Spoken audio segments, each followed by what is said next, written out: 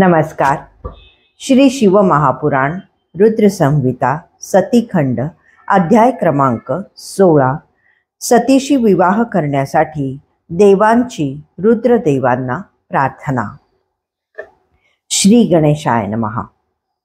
ब्रह्मदेव नारदांना म्हणाले, हे मुने, श्री विष्णू आदी सर्व देवता आणि ऋषी मुनींनी केलेली स्तुती ऐकून सृष्टीकर्ते भगवान रुद्र प्रसन्नतेने हसले। मला आणि श्रीहरींना सपत्नीक आलेले पाहून त्यांनी आमच्याशी यथोचित वार्तालाप केला। मग ते म्हणाले, हे हरे, हे विधे, हे देवतांनो आणि महर्षींनो, तुमच्या आगमनाने मला आनंद झाला आहे। तुम्ही येथे कशासाठी आला आहात? तुमचे कोणते कार्य आहे ते निर्भय होऊन सांगा। त्यांनी असे विचारल्यावर विष्णूंच्या आज्ञेने मी म्हणालो, महादेव, आम्ही सर्वजण येथे तुमचे सहाय्य मागण्यासाठी आलो आहोत। सृष्टीचक्राच्या नियमन कार्यात मी, श्रीहरी आणि तुम्ही असे तिघेही परस्परांचे सहयोगी आहोत। आपण एकमेकांना सहाय्य करतो म्हणूनच जगातील सर्व कार्य व्यवस्थित चाललेली आहेत। हे महेश्वर, असुर हेही सृष्टीचाच एक भाग आहेत। त्यापैकी काही असुर माझ्या हातून, काही विष्णूंच्या हातून, काही तुमच्या हातून, काही तुमच्या पुत्रांकडून आणि काही आदिशक्तींकडून मारले जाणार हे निश्चित आहे। तुम्ही असुरांना मारले तरच जगाचे कल्याण होईल आणि आम्हा देवतांना सुख लाभेल। परंतु तुम्ही नित्य योगयुक्त आहात, राग द्वेष रहित आहात, सर्वांवर दया करणारे आहात। त्यामुळे असुरांनी तुमची आराधना केली तर तुम्ही प्रसन्न होऊन त्यांना वर द्याल आणि ते उन्मत्त झाले तर तुम्ही कोणाचाही वध करत नसल्यामुळे ते अनिर्बद्ध वागून सर्व जगाला उपद्रव देतील। अशा परिस्थितीत सृष्टीचे सनातन कार्य चालवायचे तरी कसे? म्हणून तुम्ही योग्य कार्यात लक्ष घातले पाहिजे। वास्तविक आपण तिघेही एकच आहोत। कार्यपरत्वे भिन्न भिन्न देह धारण करून आहोत। तो कार्यभेद सिद्ध झाला नाही म्हणजेच आपण आपले कार्य योग्य पद्धतीने केले नाही तर आपल्या रूपभेदाचा काही उद्देशच राहणार नाही। परमात्मा महेश्वर स्वतंत्र आहेत। सृष्टी लीला हा त्यांचा सनातन छंद आहे। तेच मायेच्या योगाने आपणा तिघांच्या स्वरूपात अभिव्यक्त झालेले आहेत। मी त्यांच्या उजव्या अंगापासून, श्रीहरी त्यांच्या डाव्या अंगापासून आणि तुम्ही त्यांच्या हृदयापासून उत्पन्न झाले आहात, म्हणून तुम्हीच त्यांचे पूर्ण रूप आहात।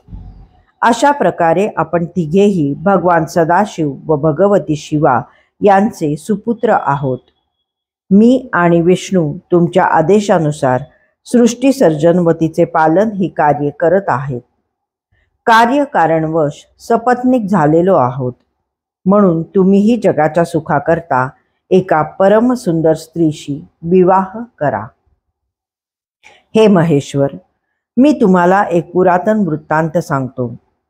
पूर्वी शिवरूपात असताना तुम्ही मला म्हणाला होतात, ब्रह्मन, माझेच एक उत्तम रूप तुझ्या ललाटापासून उत्पन्न होईल, ते रुद्र नावाने प्रसिद्ध होईल। तुम्ही सृष्टी करता, विष्णू तिचा पालन करता व मी रुद्र रूपाने लय करता होईल। एका स्त्रीशी विवाह करून लोकांची कार्य सिद्ध करेन, ते वचन पूर्ण करा। ज्याप्रमाणे लक्ष्मी विष्णूची आणि सरस्वती ही माझी सहज धर्मचारिणी आहे, त्याप्रमाणे तुम्हीही स्वतःला अनुरूप अशा कांतेचे पाणी ग्रहण करा। माझे मनोगत जाणून लोकेश्वर रुद्रदेव प्रसन्नतेने हसले। ते आम्हाला म्हणाले, ब्रह्मदेव, श्रीहरी, तुम्ही दोघेही माझे आवडते आहात। सर्व देवांमध्ये श्रेष्ठ आणि त्रैलोक्याचे स्वामी आहात। तुम्हा दोघांना पाहून मला फार आनंद होतो। तुम्ही जगाच्या कार्यात तत्पर आहात हे फार चांगले आहे। तुमचे बोलणे माझा गौरव वाढवणारेच आहे। पण मी विवाह करणे उचित नाही, कारण मी नेहमी तपश्चर्येत मग्न असतो। संसाराविषयी मी पूर्णतः निरीच्छ आहे। विषयांबाबतीत विरक्त आहे. श्रेष्ठ योगी अशीच माझी ख्याती आहे. मी निवृत्तीच्या मार्गाने जाणारा निरंतर अवधूत आहे. निरंजन, आत्मदर्शी, कामनाशून्य, विकारशून्य, भोगरहित, अपवित्र व अमंगल वेशधारी आहे. मला स्त्रीचे काय प्रयोजन असणार? मला योगामध्ये रत होण्यातच आनंद वाटतो. ज्ञानहीन मनुष्यच योग सोडून भोगाला महत्त्व देतो. विवाह म्हणजे बंधन आहे आणि मी त्या बंधनात पडू इच्छित नाही, हे अगदी सत्य सांगतो आहे. माझ्या मनात विवाहाविषयी जराही अभिरुची नाही. आत्मा हाच माझा स्वार्थ आहे, परमार्थ आहे. परंतु तरीही जगाच्या हितासाठी तुम्ही जे सांगाल ते मी करीन. भक्तांच्या वचनाला मान देणे हे माझे व्रत आहे, म्हणून तुमच्या इच्छेखातर मी विवाह करण्यास तयार आहे. मी कोणत्याही प्रकारच्या स्त्रीचा पत्नी म्हणून स्वीकार करीन ते आता सांगतो. जे माझे तेज सहन करण्यास समर्थ आहे अशा कामरूपिणी इच्छेनुसार रूप घेणाऱ्या योगिनी स्त्रीला तुम्ही उपदेश करून माझ्याशी विवाह करण्यास तयार करा. मी जेव्हा योग साधना करीन तेव्हा तिने योगिनी व्हावे आणि मी जेव्हा कामासक्त होईन तेव्हा तिने कामिनी व्हावे. मी ज्योती स्वरूप सनातन शिवजींचे निरंतर चिंतन करतो आणि करीत राहीन. त्या स्त्रीने माझ्या चिंतनात विघ्न आणण्याचा प्रयत्न केला तर ती जीवित राहणार नाही. शिवचिंतनाशिवाय मला क्षणभरही करमत नाही. विवाह केल्याने त्यात बाधा येत असेल तर मी अविवाहित राहणेच योग्य आहे. जर त्या स्त्रीने माझ्या बोलण्यावर अविश्वास दाखवला तर मी तिचा त्याग करीन, हे मी अगदी स्पष्ट सांगतो आहे. अर्थात माझ्यासाठी अशी पत्नी शोधा जी सर्वार्थाने मला अनुरूप व माझ्या सांगण्यानुसार वागणारी असेल. भगवान रुद्रांचे बोलणे ऐकून मी आणि श्रीहरी आनंदित झालो.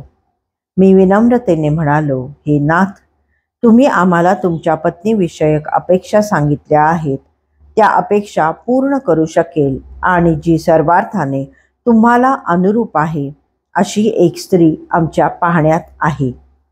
मी तिचे थोडक्यात वर्णन करतो. भगवान शिवजींची पत्नी उमा ही विभिन्न अवतार धारण करून पृथ्वीवर प्रकट होते आणि सृष्टीतील विविध कार्ये संपन्न करण्यासाठी आपला सहयोग देते. त्याच उमादेवीने लक्ष्मीचे रूप धारण करून श्रीहरींना व सरस्वतीचे रूप धारण करून मला वरले आहे. तीच भगवती शिवा लोकहितार्थ दक्षकन्या सतीच्या रूपाने अवतीर्ण झाली आहे. तुमच्यासाठी तीच एक अनुरूप स्त्री होईल. ती महातेजस्वी सती तुम्हाला वरण्याची इच्छा धरून दृढ तप करत आहे. भगवन, तुम्ही तिच्यावर प्रसन्न व्हा, तिच्यावर कृपा करा, तिला वरदान द्या आणि तिच्या इच्छेप्रमाणे तिच्याबरोबर प्रेमाने विवाह करा. माझी, श्रीहरींची आणि सर्व देवांची अशीच इच्छा आहे. आम्ही तुमचा विवाह उत्सव पाहू इच्छितो. तुम्हा दोघांच्या विवाहाने त्रैलोक्य सुखी होईल, सर्वांच्या चिंता मिटतील आणि सर्व मंगल होईल. श्रीहरींनी माझ्या बोलण्याचे समर्थन केले. ते म्हणाले, हे देवादिदेव, ब्रह्मदेवांनी जे सांगितले तेच माझेही म्हणणे आहे. तुम्ही सतीशी विवाह करून त्रैलोक्याला सनाथ करा. सर्वांची प्रार्थना ऐकून भक्तवत्सल रुद्र प्रसन्न झाले. तथास्तु असे म्हणून त्यांनी आमच्या प्रस्तावास मान्यता दिली. आमचा आनंद गगनात मावेना. त्यांच्या आज्ञेने आम्ही सर्वजण आपापल्या स्थानी गेलो. अध्याय 16 समाप्त.